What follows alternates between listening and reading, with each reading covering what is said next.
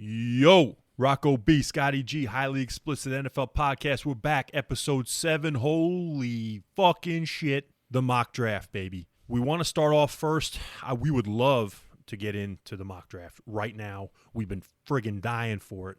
But big news. Big, huge news, Scotty. Hang on, Rock. Yeah. Rock. Can I say hello to the people? Can I say, how you doing? I'm sorry. I'm over here shooting in my shorts, getting ready for the mock draft. I didn't even tell the folks and ask them how they were doing. Folks, how you doing? We got Scotty G over there in California. He wants to say a little something. How you doing? All right. Now that's all I wanted to say. Now we feel better. I'm sorry. I'm It's over here. I got the polite thing to do. I got to change my shorts over here. I'm just so excited for this mock draft. You got to cut down on the load boost, my friend. But I need maybe some Celsius. Before we get into mock draft, we have to talk about the huge trade. Sammy D goes to Carolina. We want to talk about Carolina, get in with the Panthers, see what they need, what they're missing. And also before the mock draft, I did a little research.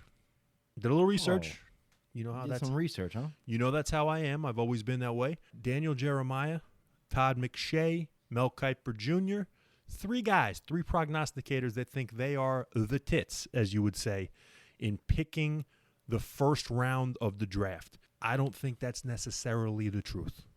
And I'm going to lay it out. Kiper. I'm going to lay it out. Guy looks like a rooster. Lay it out. And then we'll get into our mock draft, which I can't wait. I just want to let everybody know that I don't know what the fuck I was thinking when we were going over the playoff teams, but I missed out on a team. I picked 6 fucking teams. I didn't put my 7th team in there. This motherfucker can't count. I will go into that, and that team, when I reveal it later on, we will talk about, get in depth about, figure out what they need, weaknesses-wise, what's their strengths, and how they get into the playoffs according to me and Scotty G. So, without further ado, Sam Darnold. We talked about the Carolina Panthers as maybe being an option last time, Scotty G. You were talking about maybe Gardner Minshew.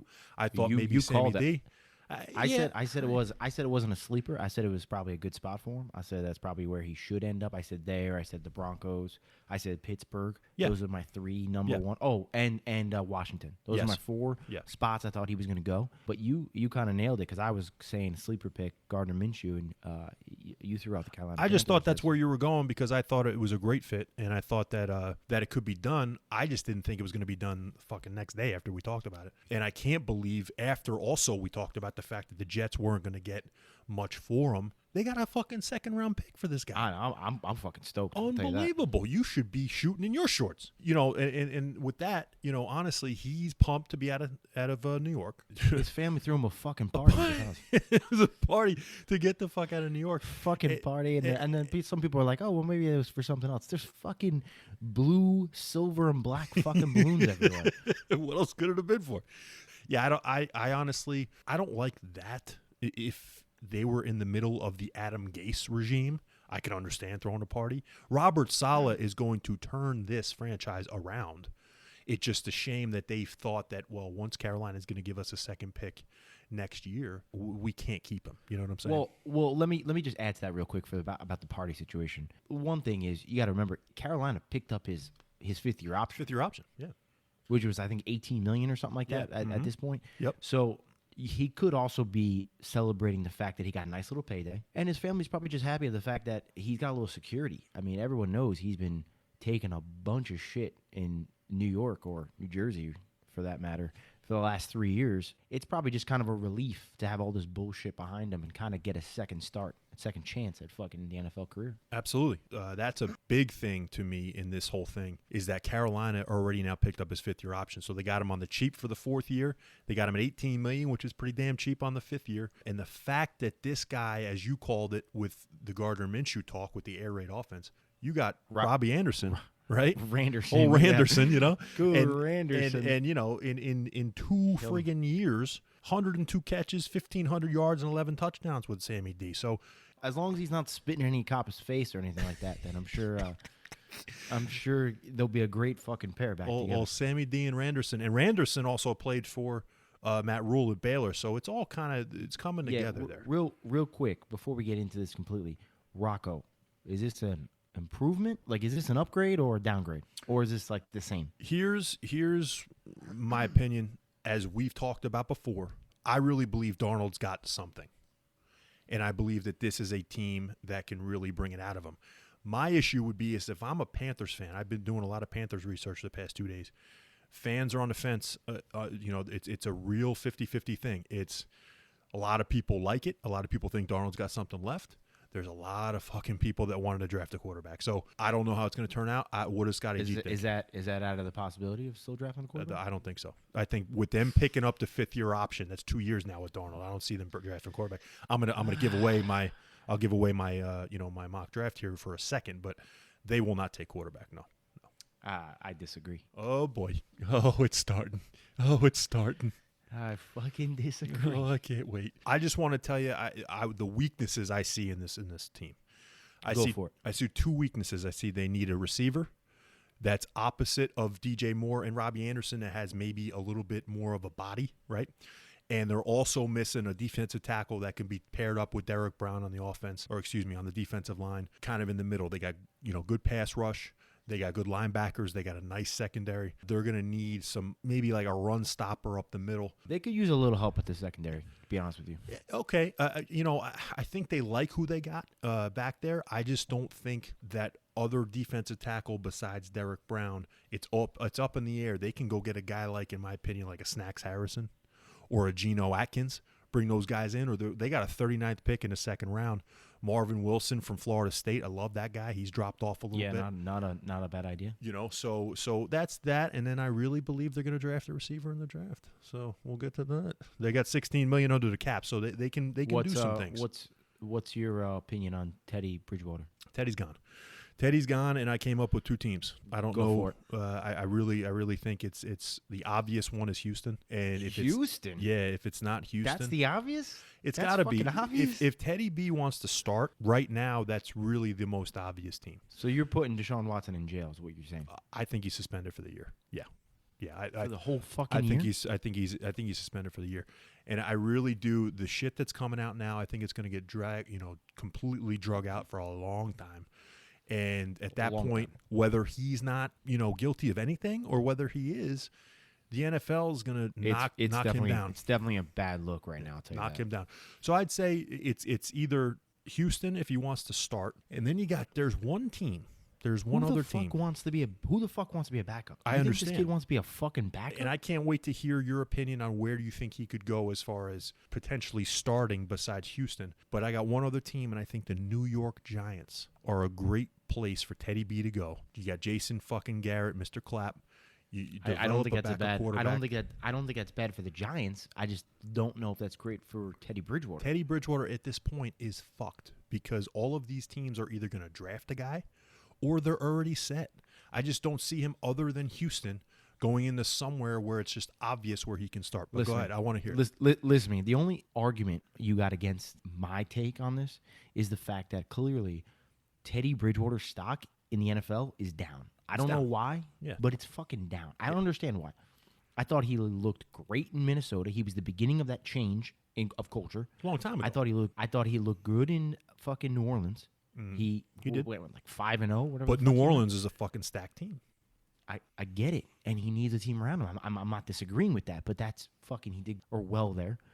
I thought he looked great on the Jets in preseason, and then they fucking traded him to Carolina, and I don't think he looked terrible. I agree. I think the way their offense was set, he might have restricted them, but how would that offense have looked if you had one Christian McCaffrey on that fucking team? That might have made a huge fucking difference. I'm not holding Carolina's last season with Teddy B against him too much. I just believe I'm talking about situations. He doesn't have the situation. 3 teams. I got 3 teams. I got 3 teams for you that this motherfucker can start either this year or immediately next year. Okay. Right now, the Chicago Bears, especially if they dish out fucking Foles, because I don't think he's gonna fucking hang out there.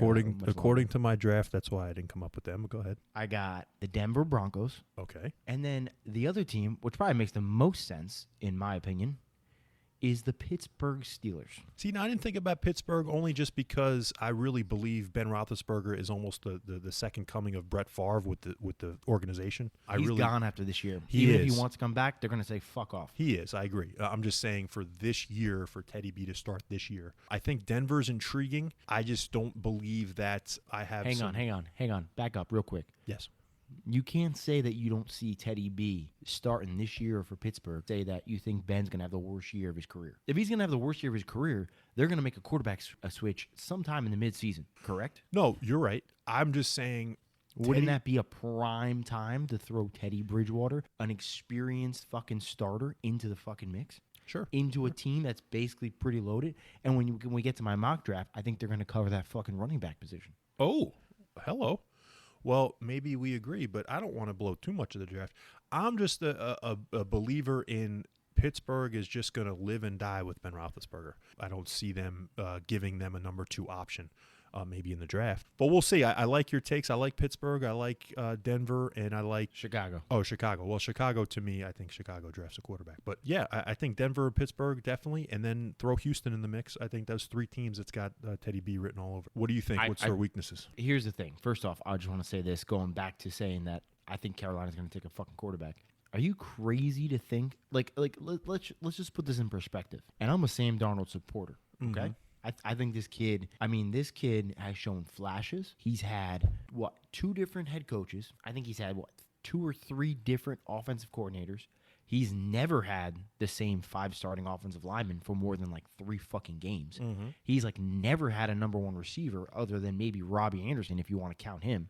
And I think he's borderline. I don't think he's really there. I think he's more of a burner. No, yeah, you're right. He's never had a tight end. He's never had a solid running back. Mm-hmm. He's barely had a fucking defense. Oh, Scotty. Honestly, his defense been shit. Scotty, you're forgetting about Le'Veon Bell, right? Oh, my God. What a stud he was.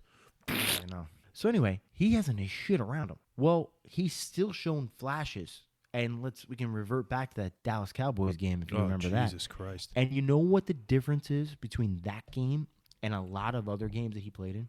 I'm going to tell you right now. And I don't know what the fucking Cowboys defensive coordinator at the time was smoking before that fucking game. Yeah, Sam Darnold didn't play Jason Garrett every game, but go ahead. No, do you know what the Cowboys didn't do? And I said this a million times. Sam Darnold looked so good in that game.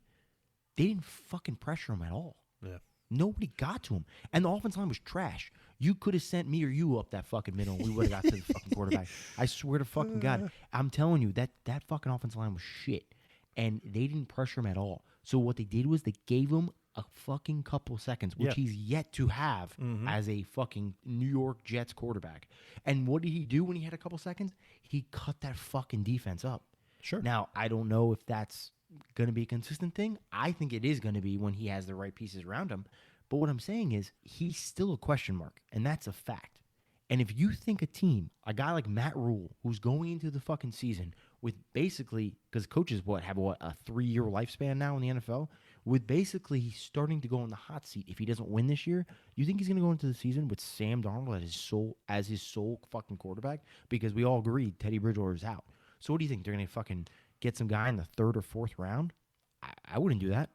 I would get an insurance policy. Yeah, the only thing that worries me with that is the fact that they've already now committed to Darnold for 2 years, and the fact that for cheap. Darnold, he's on the fucking rookie deal for 1 year, and $18 million in 2022 is gonna be like a fucking rookie deal. Fucking $18 million is gonna be a steal in a year or 2. I agree. I'm just saying, you either got to go with we're just gonna put as many guys in the room as possible and see who works out, or we like this one guy and we're going to build around him. And I really don't think that taking a quarterback in the 1st round with the 8th pick, if they stay there, or even if they stay in the 1st round at all, and they take a quarterback, I just don't know if that really does a great thing for Sam Darnold's psyche and also does a great thing for Sam Darnold on the field.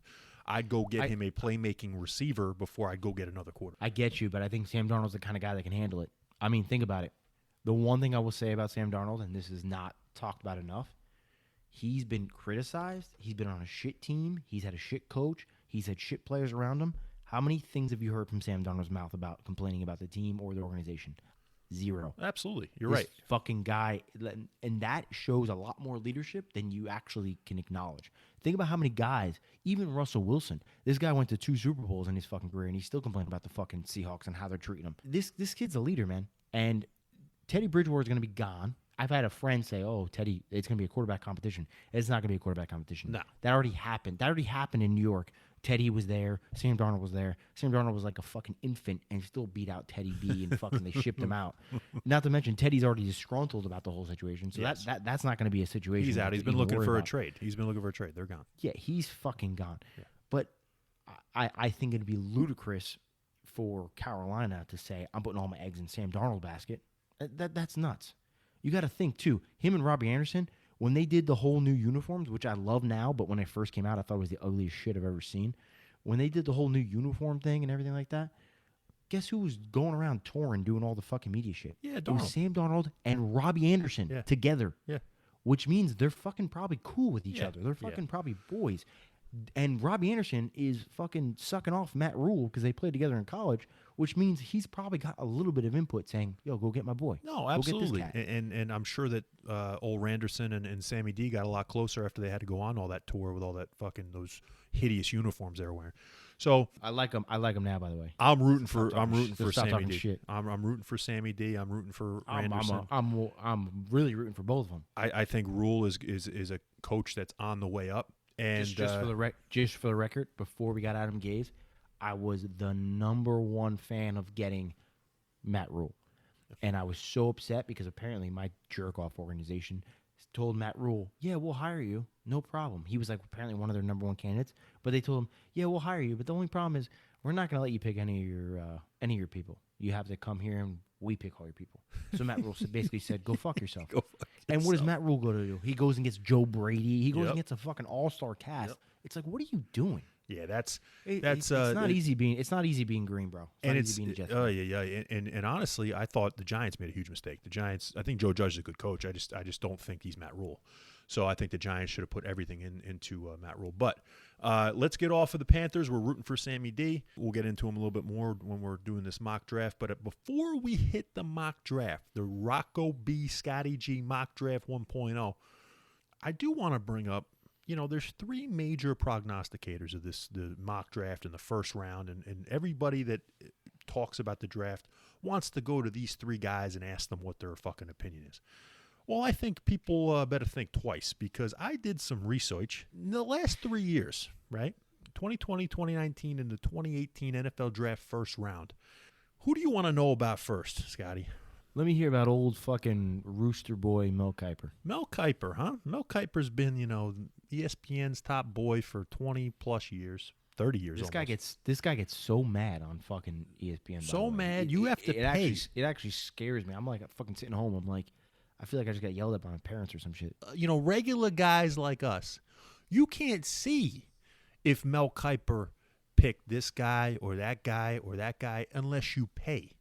Okay? You can't see his mock draft unless you pay for it. So that must mean this guy must be pretty fucking good, huh? No. 2018, out of 32 picks in the first round, this guy got 27 of them wrong. He only got 5 right. That's 2018. 2019, he did a little better. He had 25 wrong. He only got 7 right. And in 2020, he got 26 wrong and got 6 right. So over the course of 3 fucking years, this guy picked 18 draft picks correctly. Is that someone Rock, you want to listen to?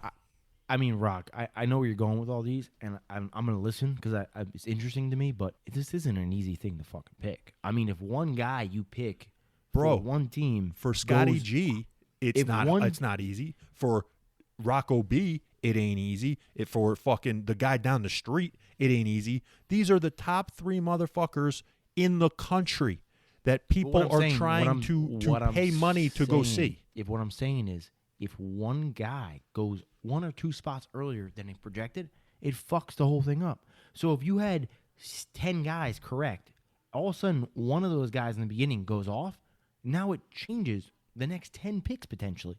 You know what I'm saying? So I'm going to defend him a little bit, but I get what you're saying. Go ahead, keep going. These are the guys that you have to pay money to look at what they said because they're this is what they do all year. I wouldn't pay a fucking time. Look, Mel Kiper said Josh Allen was going to be a stud, and he's a fucking idiot because Josh Allen sucks, in my opinion. These guys, this is like McShay is the same way. He's a guy you have to pay to get his mock draft. In 2018, he got 25 wrong, 7 right. 2019, he did great for these fucking drafters. He got 23 wrong, so he got 9 right. And in 2020, he got 26 wrong and only 6 right. So that gives him 22 picks right over the past 3 years. Now, Daniel Jeremiah has done a lot better than these two guys, and Daniel Jeremiah gives your fucking mock draft up for free. In 2018, he gets 9 right. 2019, he gets 9 right. And in 2020, he gets 8 right. So it gives him a total of 26 right picks over 3 years. 4 better than McShay and 8 better than Kiper. So really what that says is McShay and Kiper are fucking bullshit artists. They're charging you to look at their mock draft for nothing because these are the guys that are the professionals. They fucking suck, okay? So what we want to do and what my whole main goal is I want to get fucking 10 right this year. I want to be a fucking little jerk-off peon who's picking these NFL drafts, and I want to get more right than the professionals who are charging you for it. I'm fucking fired up, okay? I can't stand these fucking guys. It's all these motherfuckers on TV. All you see is talking heads who think, they're in their suits, they're in their ties. You think, I got to listen to this guy because he's on the TV. No, you don't. You don't got to listen to these pieces of shit. They don't know what they're talking about. If they got 33% of the draft right, 40% of the draft right, I get it. Mel Kiper got 5 fucking picks out of 32. That's a joke. It's a fucking joke. Don't listen to my mock draft because I'll probably get like 4 right. So, and two of them is gonna be Trevor Lawrence and fucking Zach Wilson. No, we ain't charging you no membership though. So, here's the thing. I you want ain't charging. I might charge. I don't know yet. And you might charge for something else. I honestly just want to be the alternative. I want everyone to think that, guess what? These guys, they come in all the time. No, these guys, they're funny. They know what they're talking about. They're not going to charge us fucking money to listen to us. And you know what? They actually got some shit right. Yeah, I'm just warning everybody. You're not going to like my mock draft. Oh, boy. Well, guess what? People, it's time. Let's do it. It's time, baby. The mock draft, Rocco B, Scotty G, mock draft 1.0. We're going to start it off. We're going to start it hot. We all know who's going to be the number 1 pick. The Jacksonville Jaguars select. To Rocco B, it'll be Trevor Lawrence, the quarterback out of Clemson. Scotty G, what do you think? I got Penny's tool. Penny Sewell, hey, he goes to number 1. I'm just fucking with you. I got Trevor Lawrence. Okay. Now, this kid's like we both know. I mean, he's the top dog of this draft class. Again, there's going to be people that say, is he really going to be the guy that everybody thinks? I think he's getting a great shot in Jacksonville with Urban Meyer. I think if he was going, to Jacksonville with Doug Marrone or Mike Mularkey, some of these fucking guys that they've had, I think he'd be in deep shit. But I really think he's in a great spot with Urban Meyer. Yeah, I'm fucking jealous as shit, man. Trevor Lawrence is going to be a stud. I'm telling you right now. So, I know a lot of people are disagreeing with that as far as I know you're disagreeing with that as far as how good he's going to be, but I think he's going to be a fucking surefire stud. If they surround him with the right pieces and Urban Meyer can stay on the sideline there, I think he's going to be just fine. I think Urban Meyer is a fucking joke. I don't think he's going to make it in the NFL personally, but I'm going to tell you right now, I think disagreeing with you on one thing, and I don't know if the public knows this, but I know you're not high on Jacksonville. I feel like they ain't as far away as you think. I think they actually got a much better team than you think they do. But Urban Meyer, I'm not a huge fan of. I think he's kind of a jerk off. Okay. See, I'm the opposite. I think they're a little further away, and I like Urban Meyer. Now, number 2, since your boy Trevor Lawrence does not fall to the New York Jets at number 2, I think you do the second best option, and you select Zach Wilson, quarterback. Zach Wilson, for sure. BYU, I think he's got enough juice in his old tank coming out now to select. Yeah, I mean, Joe Douglas basically came out and admitted Zach Wilson's our guy. Now, you want to talk about getting into it. Here we go, baby. This is where the draft starts to me. Who we got for 3? Number 3, San Francisco 49ers select McCorkle Jones, quarterback out of Alabama. McCorkle. You got him taking McCorkle? They're taking McCorkle. I don't got him taking McCorkle. Oh, boy. Okay. Yeah, I got old North Dakota State Trey Lance going to San Francisco. Trey Lance. Holy shit. So the San Francisco 49ers mortgaged their whole draft future for a guy who's played 13 games in 1AA. Okay. Hey, the Eagles did it, and they won a Super Bowl. Okay. Well, they won a Super Bowl with Big Dick Nick. So, okay, so excellent. Okay, so now we're a little different here. You got Trey Lance going to San Fran. I got McCorkle Jones going to San Fran. Okay. McCorkle, I don't think he's not worth the number 3 pick. I mean, dude, he's my 6th North favorite. Dakota State. Listen to me, North Dakota State. I understand the Eagles won with Big Dick Nick, but Carson got him to that situation. Don't forget that. No, I mean he got him there for I think it was 15 games. I get you, but Foles had to finish it off. I'm a Carson fan, man. He's a stud. He's gonna be making some noise in Indianapolis. All right. But go ahead. Now here's the big thing. We got Atlanta at 4. I've told you since day one that Atlanta is not taking quarterback, and basically their GM Terry Fontenot has completely made me correct in saying that they're open for business. By the way, can you repeat that name, Terry Fontenot? Fontenot, yes. Yeah, I don't know how to say that fucking name. So Terry Fontenot basically came out and said, we're open for business. And go ahead. I don't think they're going to deal it, though. I really don't think so. I got a big trade here. Okay, I don't think they're going to deal it. I think they're going to stick, and they're going to get my boy Kyle Pitts at number 4. Okay. So Arthur Smith comes in, offensive genius from Tennessee. He had fucking Jonnu Smith and Delaney Walker over there and he even made Anthony Ferkser look amazing at Tennessee. They need a tight end.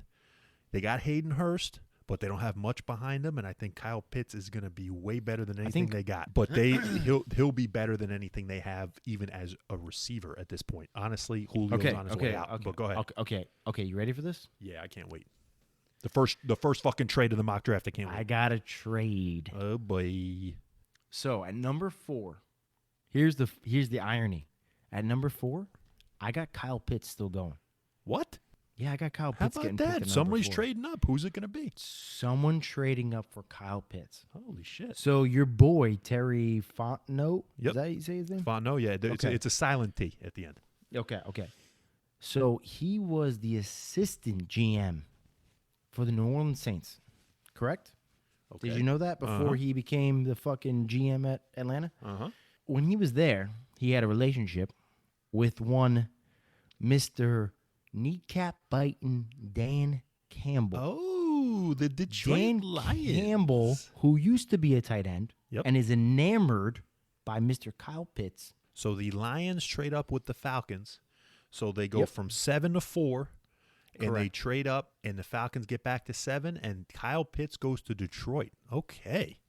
All right. Okay. I like it. Problem with that pick, if you want me to just give you my quick opinion.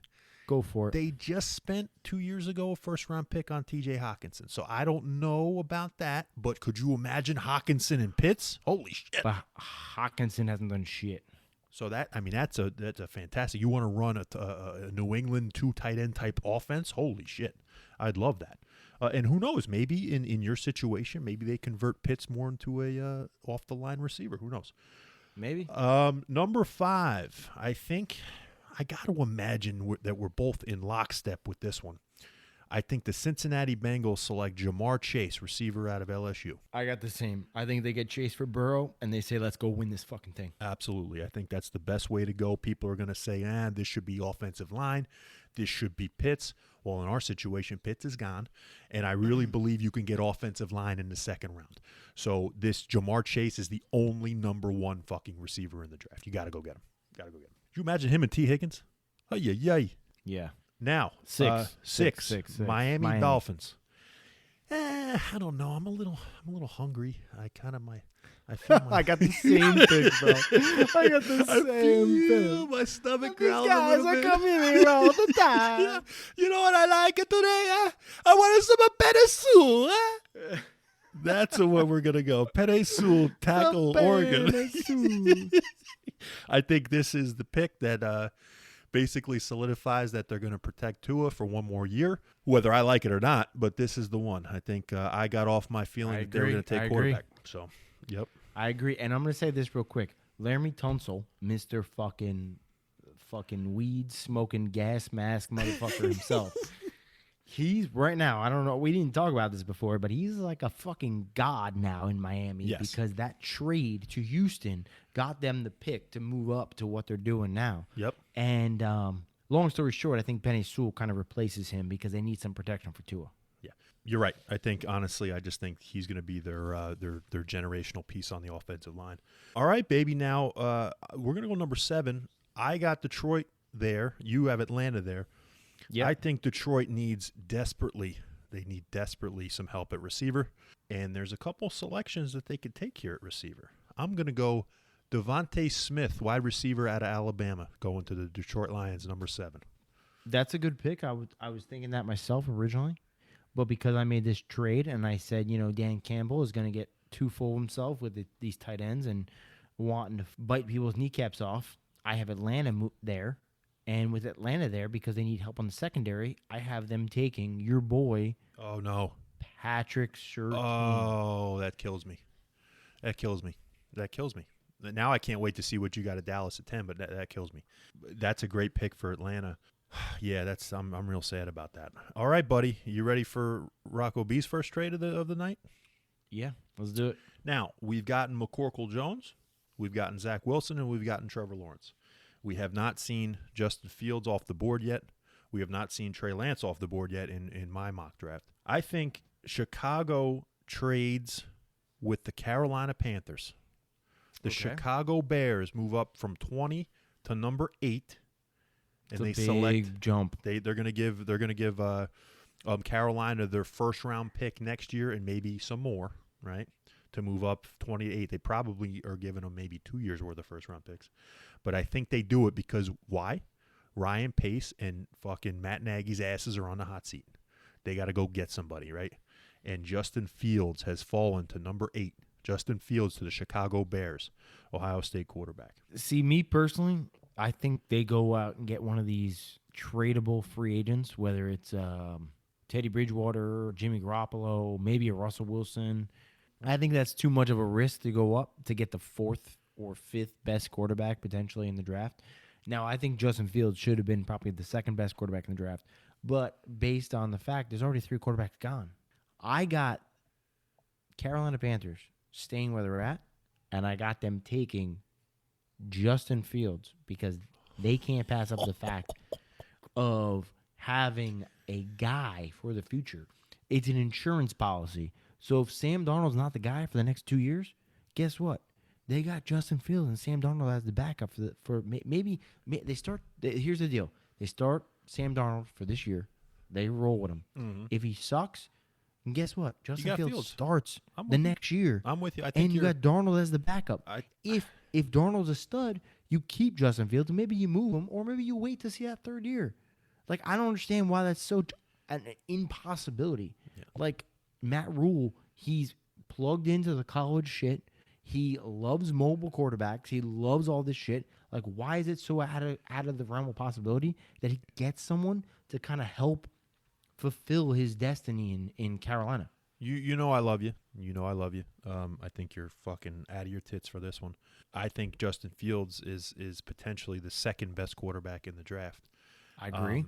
And it's not the fact that he was the 4th or even the 5th guy taken. It's just, he could be their number 1 guy, the Bears, right? The Bears could be coming up and getting their number 1 guy because they're going to mortgage their draft future because, holy shit, our number 1 guy hasn't been taken yet at 8. We got to go get him. So that was my thinking there. So you got Fields. We both have Fields at the same spot, which is amazing. Different teams. It's the same thing with Pitts. We both got Pitts and different Fields teams. Same That's crazy. Spot, just different teams. That's insane. Fields, to me, is the most game-ready guy besides Trevor Lawrence. That's why Chicago needs him. Chicago has no time to wait on anybody. They need somebody who can play now. And fucking Andy Dalton is not the answer. All right, number 9. Rocco B's got another trade. I think another trade already? I think the Denver Broncos decide they want to trade back. They're going to go get some draft capital. They're going to give Drew Lock another year. And I think they want more picks. I think they move down, and a team wants to trade up to get the quarterback before anybody else does. And that team is the Washington football team. Oh, boy. They trade up to number 9, and they give Denver the number 19 pick. and they select Trey Lance, quarterback, North Dakota State. You got Ryan Fitzpatrick for 1 year. You got Trey Lance. Essentially the same thing you just said about Fields, I'm going to say with Lance in Washington. You sit him on the bench. You let Fitzpatrick go. Once you want to put Lance in, bada boom, bada bing, how you doing? He's there. Okay, so I agree with you on this aspect. I agree with you on the fact that I think the Drew Lock experiment continues. This motherfucker only played 18 total games. I know you're out on Drew Lock, but I'm not fully committed to saying he's done. I need to see more. Okay. So we got, and you're going to see more. games. You're going to see more. I think they're going to do one more And year. I think you are too. But I think you got to reassure that fucking defense a little bit, and you need a leader on that defense, and you got to get somebody out in that linebacker core. So I think you get McKay, Pfeiffer, Parsons. All right. Okay. Number 9. All right. So you go Micah Parsons, number 9 at Denver. Denver, I will have later, taking care of that defense at their 19th pick. But that's a great pick if they stay, especially with Surtain gone already on your draft. Micah Parsons, bada bing. I completely agree with you there. I like that pick if they stay. All right. Dallas? Here it is. Number 10, Dallas Cowboys. My team selects Patrick Surtain II, the cornerback from Alabama, pairs him with his boy Trayvon Diggs, and we're going to lock some receivers up next year, baby. I love this kid. I agree with you if he was there, but I have him already taken. I have them taking J.C. Horn, another badass cornerback from South Carolina. Yep. You know who his dad was? Joe Horn. Damn. Yep. So go figure. So you got J.C. Horn going to Dallas. I got Surtain going to Dallas. Cornerback either way. That's what we need, in my opinion. The only option at 10 if they stay. If Surtain's gone, in my opinion, I think they got a couple guys on the offensive line they should grab before they get J.C. Horn. I think J.C. Horn's a good player. I would say some of these linemen are better off. But we stick at corner there, get that defense better. Now we got to deal with the shitty-ass New York Football Giants at 11. I think this has got Dave Gettleman written all over it. And what does Dave Gettleman do? What do you got? Offensive line, offensive tackle, and he might play guard in the pros. Rashawn Slater from Northwestern. I got the same shit. All right. But here's the thing. Before you go shit-talking Rashawn Slater. I'm not shit-talking Slater. I'm shit-talking Gettleman. I'm just saying, this guy allowed 0 sacks and 11 starts as a junior. I know he sat out last year, but come on, man. That's actually pretty fucking good. Kid could be easily a Dallas Cowboy at 10. A stud. I think he could be a Cowboy he might be at a 10. Stud. Right? And I'm with you. The only thing that I would say about the Giants is, how about going to get Danny Dimes some help? How about Jalen Waddle? You know, how about someone Mr. on the offense? Galladay wasn't enough? Galladay? We love you, Tyler Verga. Galladay. There you go. No, I think, this has got Gettleman written all over it. He'll take another offensive lineman, and they'll just keep loading that team up with offensive linemen and kind of shooting in the dark, see who fits.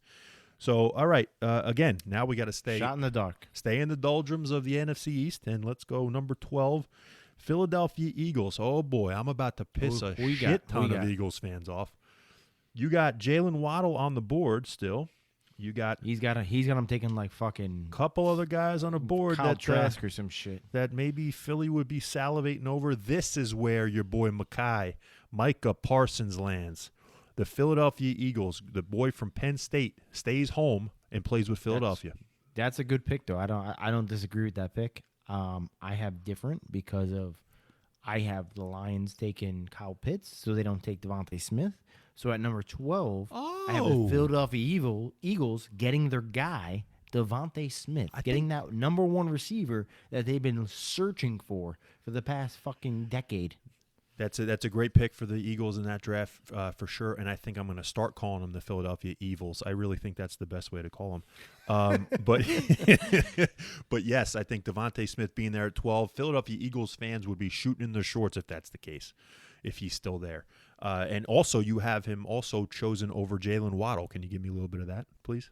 I do. I have Jalen Waddle follow. I mean, Jalen Waddle's coming off an injury, man. Okay. I mean, I think that's all I it think is. that makes him slip, and I think Devontae Smith had an unbelievable year. I mean, you have to. Fucking You Heisman have Trophy. to take him before a guy like Okay, Waddle. I'm with you. I just wanted to know why. Number 13, you got your boys, the Los Angeles Chargers. What do they got to do? What's their number one MO for this year, you think? Go for it. Protect Justin Herbert. I'm with you on that. Christian Darrisaw, tackle, Virginia Tech. You get a left tackle that protects Herbert for the next 10 years. Okay, and I'm with you to a degree. I think they take a hometown state boy. Oh, you going Elijah? Elijah Vera Tucker. Shit. Okay. USC from Oakland, California. Yep. I think they go with him because Okay. not only they invested a lot in this offensive line, Yep. but they haven't gotten a tackle. You're right. So they get him, who's a tackle, but he's also versatile. So if they need to move him, they can. Yes. And that's the only reason why I was off Elijah. You know I love the fucking guy. I think he's going to be an NFL guard. I think he's going to play guard mostly. I think especially to start. But And for the Chargers, they can move him. I know, but the Chargers need a tackle, and that's why I went with Darrisaw. But Vera Tucker is one of my favorites. I think you're going to like where he goes later. Number 14, the Minnesota Vikings. They got some. They need maybe offensive line. They need maybe a corner, but I really think they need an edge rusher. And Zimmer loves edge rushers. I think they go Kwity Paye, edge rusher from Michigan.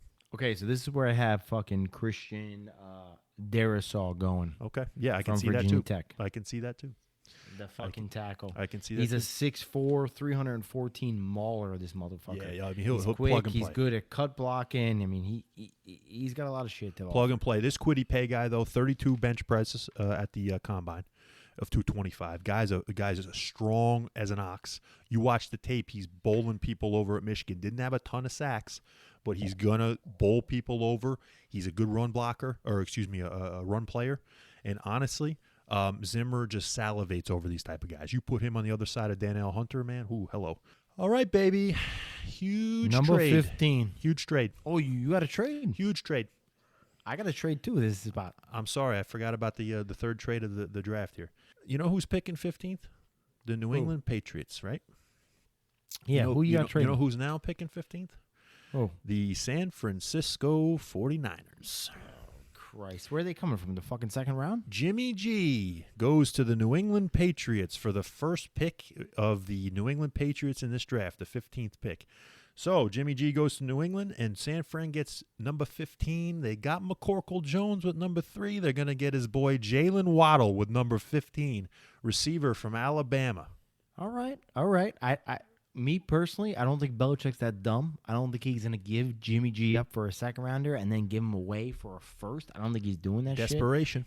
I think he'll get Jimmy G back, but I think it'll be fucking in Belichick's favor. He'll wait this motherfucker out and get him for like a second or a third or a fourth round pick. Watch. But the funny thing is, I have Jalen Waddle going in the same spot. Oh, my God. Just to a different team. That's amazing. So I have the New England Patriots trading. By the way, real quick, Atlanta traded with Detroit, and Yep. I said that because Terry, whatever the fuck his name is, used to work for New Orleans, Yes. or used to work for New Orleans, Yes. and knew Dan Campbell. Yes. So that was the connection. And I feel like what's lost in a lot of these off-season or during season moves is the fact that the connections of people who know each other, who's Yeah. friends with each other, Absolutely. who has that connection.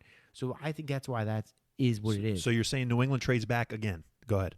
I think New England trades back, and to tie that into it, I think he trades back with his boy fucking Rabel.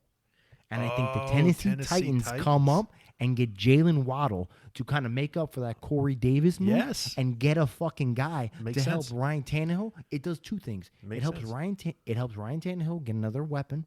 It also clears the box out for fucking King Henry. And I hate to call him King Henry, but I gotta because But I he talk is. shit on this. I talk shit on this guy. I said this guy was an Alabama running back. I said running backs from Yep. Alabama suck. You're right. But this guy has been a fucking stud the last 3.5 years. Unbelievable. So with that being said, do you imagine Waddle, who's got the speed and size, fucking taking off and you still got clearing AJ the Brown. box? And you still get AJ Brown. Yeah, on the other side. Yeah, is I what know. I'm saying. That's what I'm saying. I mean, that's a phenomenal pick. That would be great Yeah. to see what they really got. So I Yep. got Jalen Waddle going at 15 to the Yeah.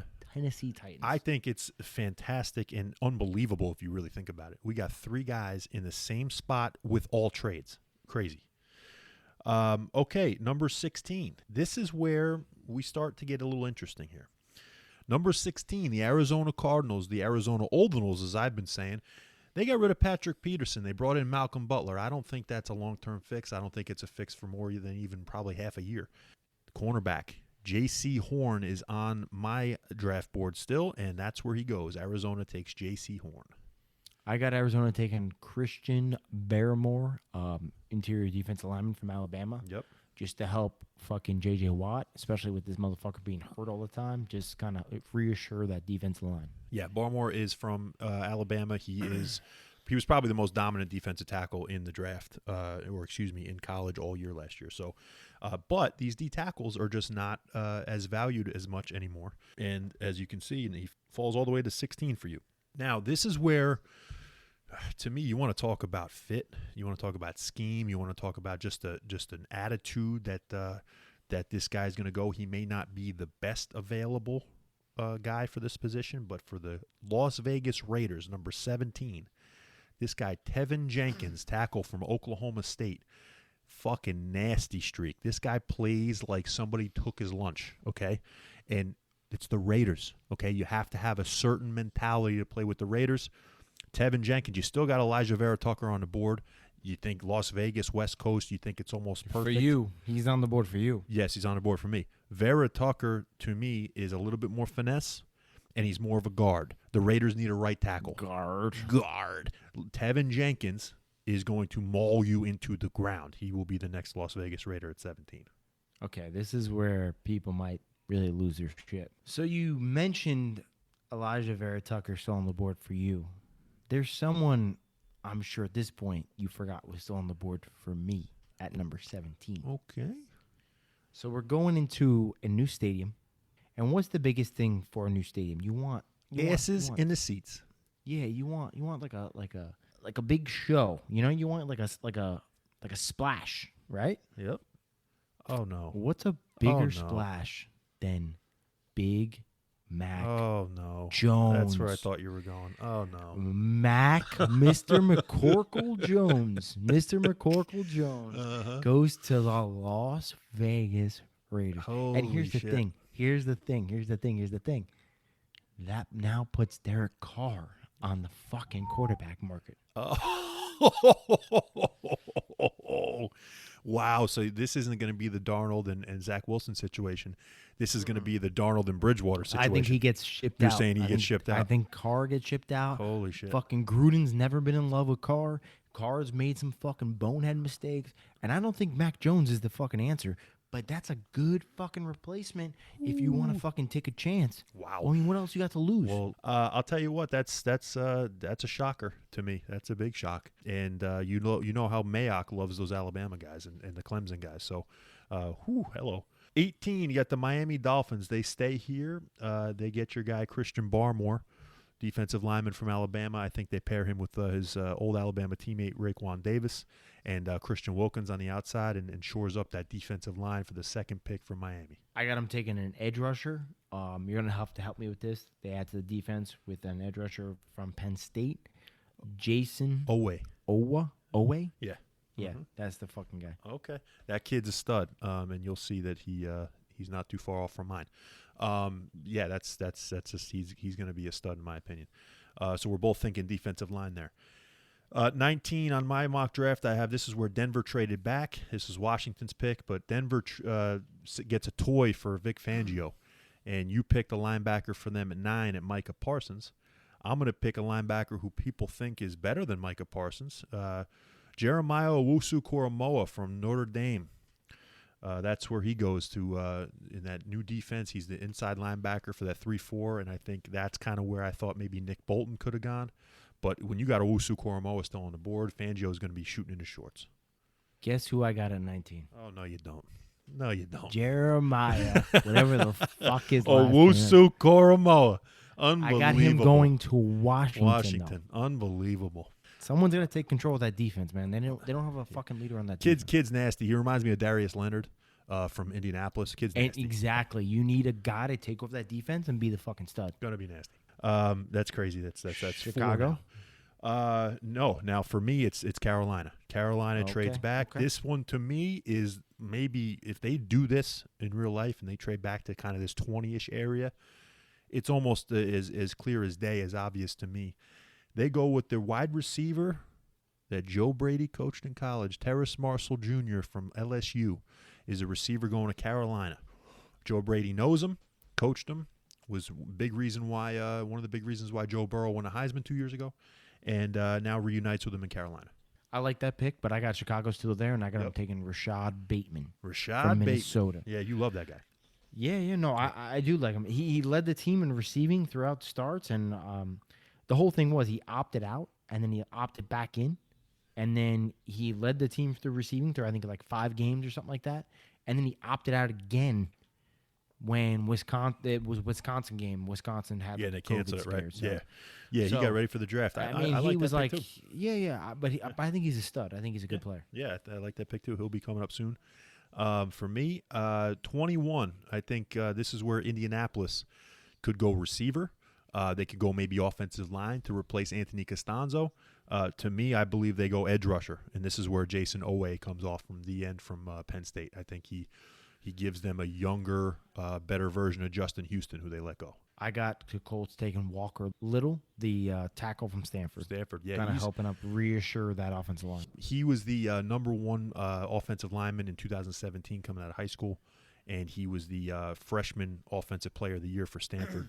But he hasn't played a game, I think, since 2019. So it'll be interesting. But the guy's a monster. He's like 6'7", 330. All right, now that brings me to Tennessee at 22. This guy, to me, was talked about for a lot of the offseason. This guy could have been top 12, but he falls because of a little bit of a back injury, and it's Caleb Farley, cornerback from Virginia Tech. They replaced Malcolm Butler with a younger, and they also replaced Adoree Jackson with a younger, better player. So I got Patriots, the New England Patriots at that spot Yep. because they traded with Tennessee. Mm-hmm. And I have them taking Trayvon Mohrig. I don't know what the fucking guy's name is. Yep. It's the safety from TCU. Yep. They need some help to finish off that secondary. They got a lot of free agents for a lot of different positions. That's one of the positions that they still needed that they haven't really addressed. So I think that's a good spot for them. Yeah, I agree. If New England's over there, yeah, then Mohrig is definitely in play for them. All right, buddy. Here we go. Number 23, the New York Jets. They get a fucking steal here, buddy. Elijah Vera Tucker, the offensive lineman from USC, from the Trojans. I know you love those. Honestly, they could have went corner. They could have went corner. Condominiums? I never use them. Yeah, I never use them. They could have went corner, but Caleb Farley goes to Tennessee the pick before. So they get off corner. I know Saleh probably wants defense, but they got to protect Zach Wilson, and Vera Tucker will be your starting guard on week 1. I think you're way off on this. I think the 3 biggest needs for the New York Jets are quarterback, cornerback, Yep. and Like I said. running back. Oh. So with that second pick, I Not in think the it's first one round. of those. No way. It's one of those 2. So I don't have them taking running back, no, but I do have them taking a cornerback. Okay. And on my draft board, Caleb Farley is still available, but I have them passing on him. Holy shit. Yeah, because it's just the Jet thing to do. So they're going to pass on Caleb Farley, and they're going to take Greg Newsome the second. Okay. The second from Northwestern. Okay. Is what I got. All right. See, I don't like Newsome as much as I like Farley or of course I don't JC either, Horn. but it's just the Jet thing to do. Yeah, no, and I can see that. Like I said, I think there's a good chance you go defense because of Saleh, but no, I don't think you should go running back in the first round as a Jet fan. No, I think you have to go cornerback. I don't know if people understand this, but like the cornerback, literally, there's been cornerbacks on our squad that have like fucking social media posts and shit of like, oh, I met the Jets cornerback, and they didn't even know who the fuck they were because they're so fucking irrelevant. They're like, yeah, I was talking to this guy, and I was like, what are you doing? He's like, oh, I'm the starting cornerback for the New York Jets. Well, And I'm going like, to tell you something. The okay. fact that you said starting corner, I have to bring this up. You do have a starting corner that has the absolute best and my favorite name in the whole NFL this year, and it's Bless Austin. So that's to me is my favorite. He's your starting corner. He's actually not as bad as you think. He's actually pretty good. I'm not saying he's bad. I just love his name. Now, you're talking about running backs. Here's where the first running back comes off the board. I got one too. Pittsburgh Steelers, Najee Harris, running back, Alabama. For me, number 24 pick, I have the Pittsburgh Steelers taking Najee Harris. Oh, we match it up. How about that? How about Najee Harris, Alabama.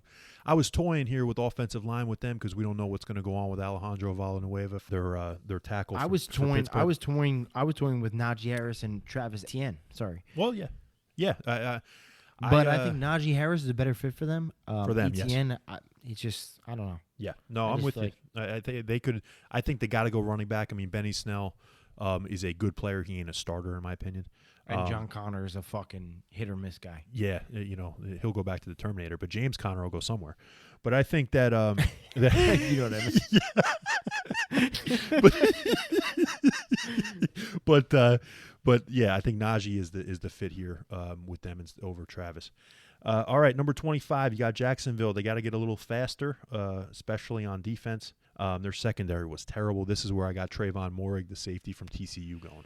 This is where I would love to put Travis Etienne to kind of reunite with his boy Trevor Lawrence. Oh, and take my boy James Robinson and have a starting job. Yeah, but I couldn't do it. So what I did was I did Pat Fairmouth. I don't know what the fuck his name is. Freiermuth from Penn State. For the second tight end after Kyle Pitts off the board from Penn State, because you figure the greatest help for a young quarterback is a tight end. This is his blanket. And that's supposed to be one of the studs outside of Kyle Pitts. So they get him to kind of help Trevor Lawrence out. I love that pick. I think you could trade back a little bit and still get him, but I love the pick. I love the fact that they would get Freiermuth. In a draft that didn't have Kyle Pitts, he'd probably be a surefire, number one pick. I agree. He's supposed to be a stud. All right, now we're going to the Brownies, Cleveland at 26. I got them picking edge rusher, and there's a couple edge rushers left. I think Jalen Phillips from Miami is going to be the guy there. He's okay. That's a great pick.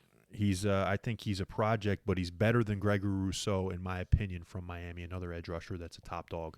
I take Jalen Phillips there, Cleveland. I also have an edge rusher, but I have the other guy. I have another guy. I have a jeweler. I don't know what the fuck his name is. The Georgia walking edge rusher. Yeah. I don't know what the fuck to say his name. Aziz Ajulari. But he's a stud. Okay. Yeah. A lot of people are talking about him being the undervalued edge rusher. He's a little light, but people like him. I don't have him in my first round, but people like him. Number 27. I think the Baltimore Ravens need a taller, stronger receiver than they do with Hollywood Brown. We all know Sammy Watkins is playing a third of the season, and Miles Boykin is not a good enough number 3. So they go receiver. This is your boy Rashad Bateman out of Minnesota. You don't like Sammy Watkins? Like I told you, he got a 1-year deal for $6 million. He'll get $1 million every game he plays. For the 27th pick, I got the Ravens taking. Again, I'm gonna need your help with this. Kwity Paye, edge rusher from Michigan. Yeah, that would be nasty. That would be something. Yeah, I think that would be great. I think Harbaugh would love that addition to the defense. Yeah, that'd be something if he's still there. I don't know if he's a scheme fit. They play a 3-4. He's a 4-3 end, but if he's still there at 27, hello, Baltimore just got a lot better on defense. Now you want to talk about perfect fit to me. 28, the New Orleans Saints. This is where my boy Rondale Moore, receiver from I like that pick. Purdue goes. I think Peyton will be shooting in his shorts to use this kid. All right. I got a trade, buddy.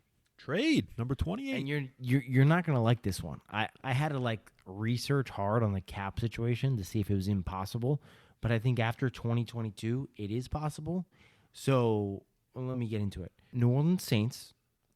Again, do you remember who I said used to be the assistant GM there? Terry Fontenot. So I got Terry Fontenot trading up 7 picks from the second round back into the first round on the 28th pick. Okay.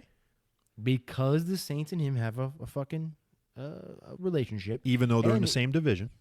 Yeah. And here's the thing. Because the Falcons traded back with the Lions, they have extra picks to give up. Sure. So they give up some extra picks. They move back up to 28th. And guess who they get with that 28th pick?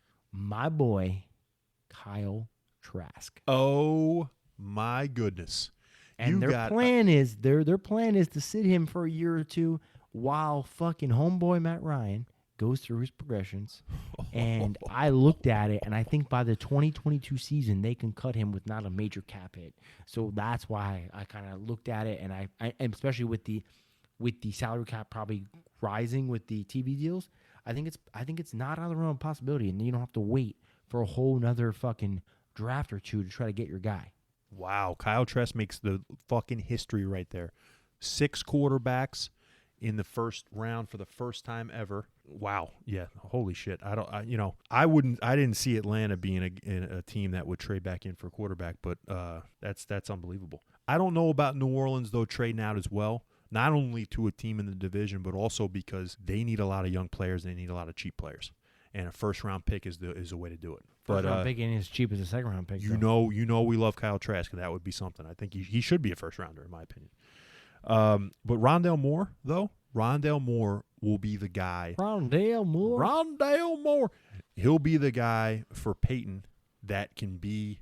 You just throw a little screen or a little bubble to Rondale Moore. Let him do the work. They're missing that in New Orleans. You know what I'm saying? He's kind of a mix of like a Sproles, and a slot receiver. So I agree. Let's go to the next pick. Number 29, Green Bay, I think, has a perfect fit on defense for Nick Bolton, Missouri linebacker. I love this fucking guy. He will absolutely kill it in Green Bay. I agree with you, but I think Green Bay learned their fucking lesson. I think they learned their lesson from I don't think they did. I think they learned their lesson from pissing off Aaron Rodgers last year, and they say, you know what? This guy was fucking pissed, and he still was a fucking MVP. He got his shit done. Let's not make him go become the fucking next host of fucking Jeopardy, and let's keep him on the roster and make him happy. Let's get him a fucking wide receiver. What's the answer, okay. Alex? And they say, okay, we got Devontae Adams, we got fucking Lazard, and who's the other cat that's fucking St. Brown? Good? No, that's not what I'm thinking of. Oh, Valdez-Scantling. Marquez Valdez-Scantling. Yeah. All these guys are mostly downfield guys. So I want a short guy to give fucking Rodgers a little peace of mind. That's where I go with your boy, Rondale Moore. Oh, this is where Rondale Moore goes. Right to Green Bay, huh? Okay. Right to Green Bay. All right. Well, going to be eating themselves some cheese. I don't know. I'm with you. I think they need a receiver. I'm with you. I just don't think that's how they do business. And I think they need to. Otherwise, homeboy's going to be the next. They don't give a shit. I don't think they give a shit about Rodgers. I think they've proven that. You take Jordan Love last year, a complete kind of taking a big chance on a guy at quarterback when you have a generational quarterback as it is. I just think I don't think they'd learn their lesson there. All right, so here are your boys, the Buffalo Bills, number 30. Number 30, they got a couple different needs, but you got Josh Allen, you got Stephon Diggs, but you're missing kind of that running back piece. This is where Travis Etienne goes, Buffalo Bills. Why you gotta steal my thunder, bro? Oh man, how about that? I don't know what the Buffalo Bills are gonna do. I really don't. I feel like they're one of those teams I can't really predict. But if it was me, I look back at it. I see Singletary. I see Zach Moss. I see a bunch of guys that keep fucking getting hurt and are putting more of the strain on Josh Allen's shoulders. And yes. Me not being a believer in him as a thrower, I feel like he would be more successful having a run game. So to me, I looked at it the same exact way, and I said, this is where Travis Etienne, I don't know why, I feel like this is where the fuck he goes. Me too. So I had the same. I on the Buffalo Bills at number 30, Travis Etienne. I have felt that for a while, that's been my pick for Buffalo. He's a catcher out of the backfield too, so that's something that they haven't done. And that's something that Najee Harris doesn't do very well, but I don't think Pittsburgh asks guys to do it very well out of the backfield. So Etienne, to me, goes straight to Buffalo. It's great that we both think that, and then I think that makes Buffalo even scarier next year. Buffalo got a lot of pieces, especially with Emmanuel Sanders, and they also got Matt Breida. Yes, and they can go pass rusher here, but honestly, I think they're going to go Etienne. Number 31, you got the Chiefs. I mean, this is plain as day. What do they need? I mean, it was obvious in the Super Bowl. Offensive line. You got to protect Mahomes, right? So they got a tackle left over. Trey Lance's left tackle. Dylan Radins from North Dakota State. Long-armed. He did play 1AA. There's a couple other guys still on the board, like Sam Cosmi from Texas or Liam Eichenberg from Notre Dame. But this kid Radens has he's got huge potential. So that's where I go there. Yeah, I got the same motherfucking pick. This isn't even fun anymore. I got Dylan, whatever the fuck his name is. Radens. Fucking North Dakota State. I feel like it's the same concept. They need help on the offensive line. They got to protect fucking Patrick Mahomes at all costs. Absolutely. And it's funny. We're pretty damn good over here. Now, I think the last pick for us is going to be different. I have a little bit, you know what, you want to talk about during the draft. You want to talk about relationships and people that know each other and nepotism and all that kind of shit. I think this is a luxury pick for the Tampa Bay Buccaneers. They can do whatever the fuck they want because they have all of their starters back. I agree. Right? I agree. There's a guy that played with Tom Brady, and he's got a son in the draft. And I think the Tampa Bay, I think the fucking Buccaneers Samuel Jr. take Asante Samuel Jr. from Florida State. So I was actually going to have him go to New Orleans, but I think he slips to the second round because he's not fully polished. And that's why I have the Buccaneers taking Zavon Collins. He's an he's a linebacker, but you can use him as an edge rusher, which is something they need. He's nasty because he's supposed to be a badass, like, busting through all over the place, running back, get to the quarterback kind of guy, and I think that will elevate that defense. I was gonna add a piece to offense, but I think this motherfucker's got so many pieces on offense. He doesn't need any more. Yeah, where are they gonna? He's got too many. We still might have Antonio Brown come back to this. Exactly. Where are you gonna fit any pieces on offense and on defense? Really, the only thing that I was thinking was not only with this whole Carlton Davis situation where he might be suspended, you don't know. Cornerback making some racist jokes, but you got I was thinking of these guys. I'm like, holy shit, wait a minute. Tom Brady played with Asante Samuel. Asante Samuel was a fantastic corner with the Patriots. Boom, you take his fucking son. How cool would that be to play with a guy's son? That would be cool, but I just don't know if it happens that early. So, and Zavon Collins, man, I think he's perfect for the Patriots. I can see them reaching on him if they stay in the first round. So I could see that too. So, man, that was it. That was our first fucking mock draft. We got a couple similarities. Amazingly, a couple guys that we actually had picked in the same pick, but for different teams with trades. Unbelievable. That was fucking fun, man. I love that. Yeah, that was good, man. Love that. And honestly, and just to say this to all the jerk-offs out there, this isn't set in stone. And obviously, I'm not saying I'm going to be fucking 100% right. Who knows what's going to happen? We don't know. We don't know off the top of our head, but on what we feel, what we believe, and what we like. And that's what we believe, and we're going to put it out there, whether you think we're nuts or not.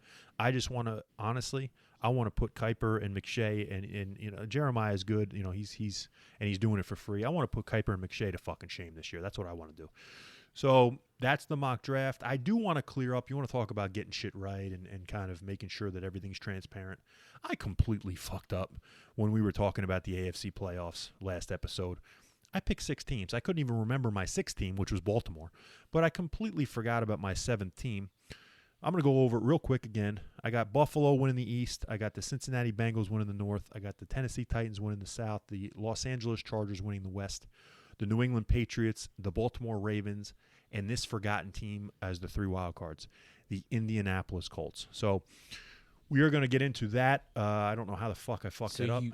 So you believe in Carson Wentz? I believe in Frank Reich, and I believe in the Colts team as a whole. And I think Carson Wentz, like I told you, I'm not a Wentz believer, but if he's going to thrive anywhere, it's going to be here, right? So I want to go into that. We also have a voicemail from the fan of the week, Jason Patton. He sent us a voicemail about his Colts. He's a huge Colts fan. We'll get to that. But I just want to know kind of what you think. What do you think of the weaknesses of the team? And they're $26 million under the cap, so they can make some moves. But what do you think? What do you like? What do you not like about this team? I'll be honest with you, man. They're a pretty solid team. I mean, they could use a little help in the secondary, I think. I mean, the quarterback's obviously a question mark. I don't know what Carson Wentz we're going to get, but if we get the Carson Wentz that I think we're going to get, what holes do they really have? Their offensive line's stellar.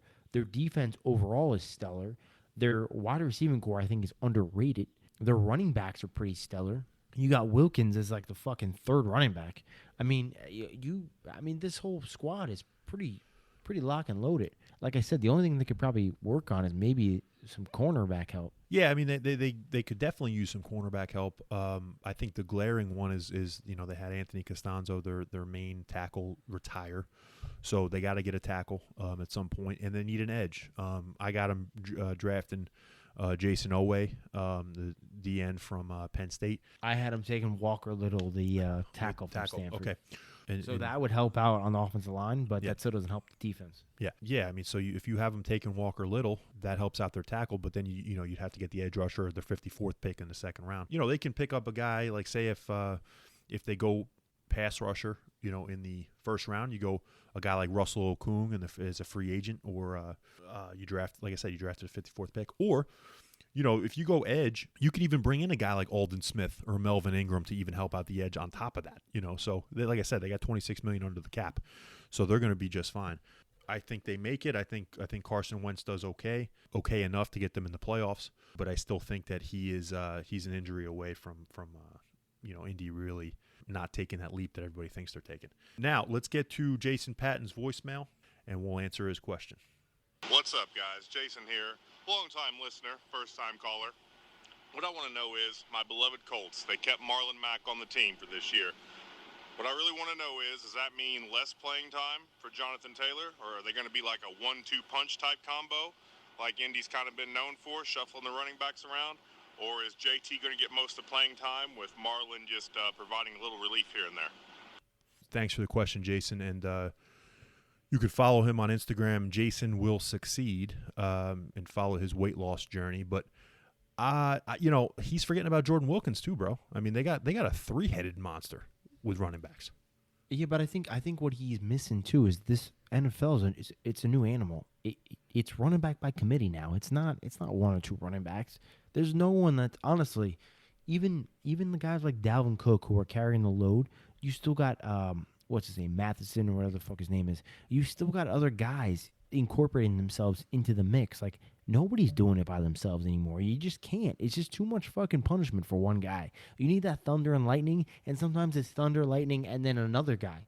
I mean, it's just what it is. Yeah. I think they're perfectly situated and perfectly set up. You need 2 or 3 running backs, especially because these guys get hurt all the time. Yeah, no, I agree. I think he's I think he's thinking that Marlon Mack is going to be healthy all year, and that's it's tough and to Marlon say. Marlon Mack's a stud, but like I think between him and Jonathan Taylor, it's a good 1-2 punch. Great, but and Jonathan, I think Wilkins would kind of give you like the little relief from the two. No, absolutely. Like I said, I think he is forgetting about Wilkins, but at the same time, Jonathan Taylor is a fucking bell cow. I mean, they got to give him the rock 80% of the time. Let him go. And if he's the guy that falters, then you have Mack and Wilkins to come back on. But I wouldn't, just say, oh, well, just because we got Mack and Wilkins, we got to take the ball out of JT's hands. No, Taylor is a bell cow, and I would give him the ball as much as they possibly can. I mean, you think about Carson Wentz too. He needs that help. I mean, think about when he went on that Super Bowl run. I mean, I understand Foles finished off the fucking year, but it was LeGarrette Blount and Ajayi. Yeah, Jay Ajayi. Yes, and then you got LeGarrette Blount, who was a fucking stud, and then you got Jay Ajayi, who they traded from the Miami Dolphins. Yeah, they needed that extra help in the backfield. Yes, like they couldn't do it by themselves. They needed that thunder and lightning, and Blount was the guy getting those 1-2 yard bursts, and he was a stud in the playoffs, and he was a stud on the goal line. But Ajayi was that like left to right, making people miss, kind of catching balls out of the backfield kind of guy. Like they needed that committee. Yeah. Like and that's what they needed. And Indy, I'm only using that comparison because that's who they got now. There is Carson Wentz, and I understand Carson Wentz wasn't there in the playoff run, but that's the team they had, and that's the same kind of concept that he needs. He needs the help on the run game. So we both have the Colts in the playoffs, correct? Agree. Okay, yes. so I have the Colts. I have the Colts winning the division. And so no one else you got them winning the division. So I really believe Tennessee is still going to be strong. I think especially I got Tennessee falling the fuck off. Especially if your draft pans out where they get Jalen Waddle. Hello, but Indy's in the playoffs. I think they're set up at running back. I think Wentz has got an opportunity finally to succeed. You got Frank Reich's a great coach. He did it with Phillip Rivers last year, for Christ's sake. And if they can shore up some of that pass rush and replace Anthony Costanzo on the offensive line, then your Indianapolis Colts are in the playoffs and they are playing, baby. So Jason, thanks again. Thank you for the voicemail. Man, this was fun today, bro. Fun today. Yeah, it was a good one. It was a good one. I mean, we had a lot of different takes and opinions, but at the same time, it all came together and aligned. Yep. And I'm glad that we're going to be able to record this down and really, kind of put our money where our mouth is, bro, and figure out, how this draft actually pans out. What happens if we got like 1 or 2 right out of fucking Mel Kiper, like 6 right? It doesn't matter. We're not supposed to get any right. We're fucking peons. But we still have to talk about our favorite sexual performance supplement, Load Boost. Load Boost is a supplement from Vitality Boost for men's sexual health that increases semen volume, orgasm intensity, and increases ejaculation power. Aside from helping you shoot ridiculous loads, Load Boost's premium blend of active ingredients Pygium, saw palmetto, zinc, and other supporting nutrients is formulated to improve your prostate health and function. You can try Load Boost today risk-free by going to www.loadboost.com and using promo code explicit10 for a discount. Or you can click the link in this description, and it helps out our podcast immensely. Bro, Mel Kiper definitely needs some Load Boost. It'll help him immensely. Yeah. He's too fucking angry. He needs some Load Boost. Maybe he is a little backed up. Maybe it would help him make better picks. I'll tell you what, something's got to help his picks. Increase his percentage. And Load Boost would be just the thing. So, guys, once again, that's loadboost.com, and make sure to use promo code explicit10 for the discount. It helps us out, and it'll give you the discount on Load Boost and anything else in their store. You can type it right in or click our direct link on the bottom in this description.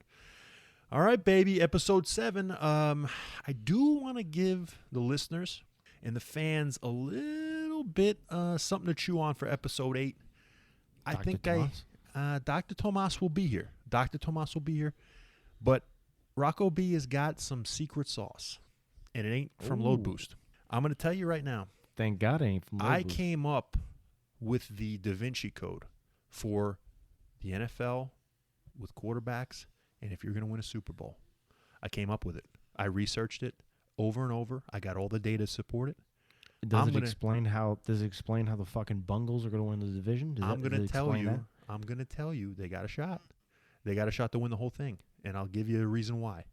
Episode 8, I'm going to drop all that fucking knowledge on everybody, and I can't wait to hear the response. But as of now, episode 7's in the books. We got our mock drafts out. For Rocco B, here's Scotty G, and we're going to see you in episode 8. So we'll see you later. Sayonara. Adios.